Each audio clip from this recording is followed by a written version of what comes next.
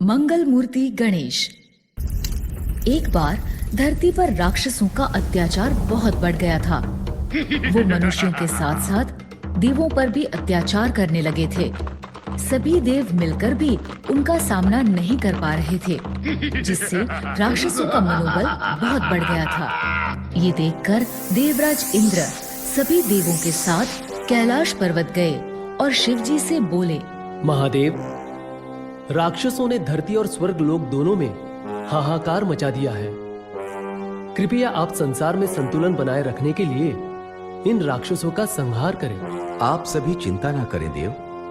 संसार का संतुलन बनाए रखने के लिए मैं इन राक्षसों का संहार अवश्य करूंगा। ये कहकर शिवजी ने अपना त्रिशूल उठाया और देवों की सहायता के लिए उनके साथ चले गए।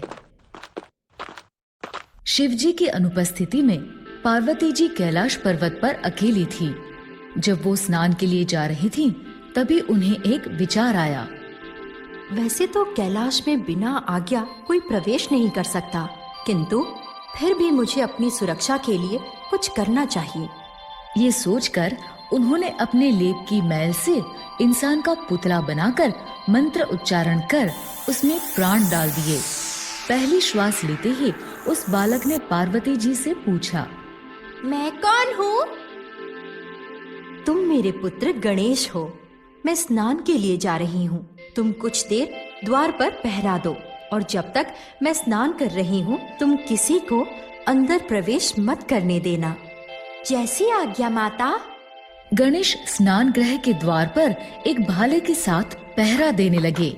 कुछ समय बाद जब शिवजी राक्षसों का संहार कर लौटे तो उन्होंने सोचा, ये समाचार सबसे पहले मुझे पार्वती को देना चाहिए। लेकिन वो जैसे ही पार्वती जी को ये समाचार सुनाने स्नान गृह में प्रवेश करने लगे, गणेश ने उन्हें रोकते हुए कहा, रुकिए, माता की आज्ञा है कि मैं किसी को भी स्नान गृह में जाने ना दूं, इसलिए आप स्नान गृह में प्रवेश नहीं कर सकते।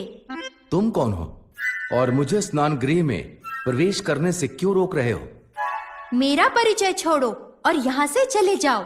गणेश को इस तरह अपना विरोध करते देख शिवजी क्रोधित हो गए। उद्दंड बालक, तुझे इसका दंड अवश्य मिलेगा।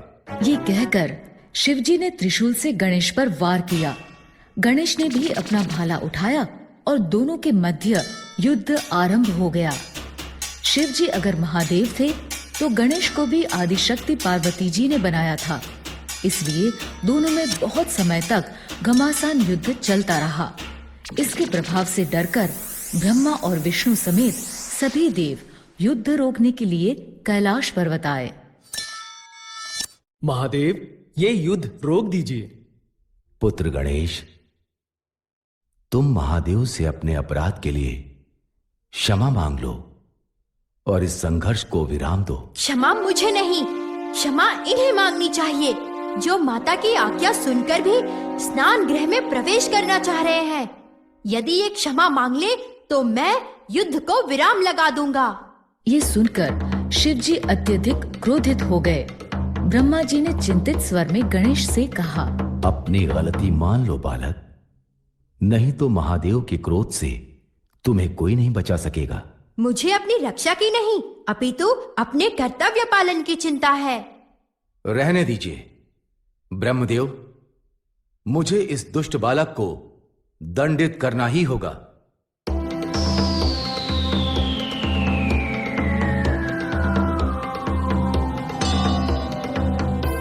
त्रिशूल के वार से गणेश का सिर धड़ से अलग हो गया माता! और आकाश मार्ग से होता हुआ मंगल लोक में जा गिरा। गणेश की विलाप भरी आवाज सुनकर पार्वती जी स्नान गृह से बाहर आईं। जब उन्होंने गणेश का मृत धड़ जमीन पर पड़ा देखा तो वो बहुत दुखी हुई और रोते रोते बोली, पुत्र गणेश, हे देव, ये आपने उचित नहीं किया। आप जल्दी से मेरे पुत्र को जीवित कीजिए। क्रोध में आपसे बहुत अनुचित कार्य हो गया है महादेव, इसलिए आपको गणेश को जीवित करना ही होगा। अब तक शिवजी का क्रोध भी शांत हो चुका था। वो पार्वती जी से बोले, हे देवी, गणेश का सिर मेरे त्रिशूल के वार से मंगल लोक में जा गिरा है। और वैसे भी मेरे वार से कटा सिर वापस नहीं जोड़ा जा सकता, इसलिए क्षमा करना देवी, लेकिन गणेश को जीवित करना असंभव है। ये सुनते ही पार्वती जी क्रोधित हो गईं। हे देव, यदि आपने मेरे पुत्र को जीवित नहीं किया तो मैं सारे संसार को अपनी क्रोध की अग्नि में भस्म कर दूंगी। इस पर ब्रह्मा जी कुछ देर सोचकर बोले, महादेव, बालक गणेश को जीवित किया जा सकता है।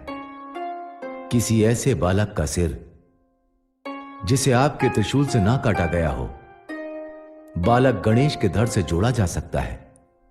इसलिए महादेव, आप अपने गणों को आदेश दीजिए कि वो उत्तर दिशा से किसी ऐसे बालक का सिर लेकर आएं जिसका चेहरा उत्तर दिशा में हो और जिसकी मां उसकी तरफ पीठ करके सो रही हो। शिव जी समेत सभी देवों को ब्रह्मा जी की ये बात सही लगी। शिव जी ने अपने गणों को आदेश दिया। आदेश पाकर सभी गण उत्तर दिशा की ओर चल दिए।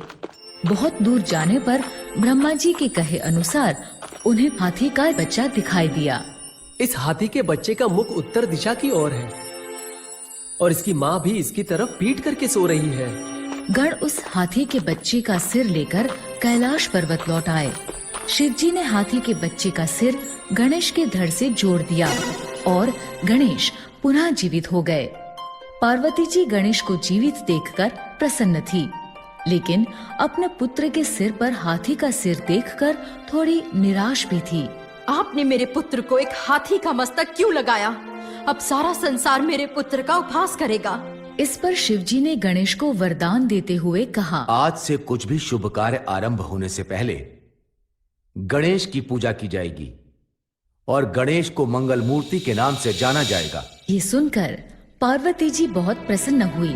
उन्होंने बालक गणेश को गले से लगा लिया। शिव जी ने भी गणेश को गले से लगा लिया। इस तरह गणेश का जन्म हुआ और उनका नाम मंगल मूर्ति पड़ गया।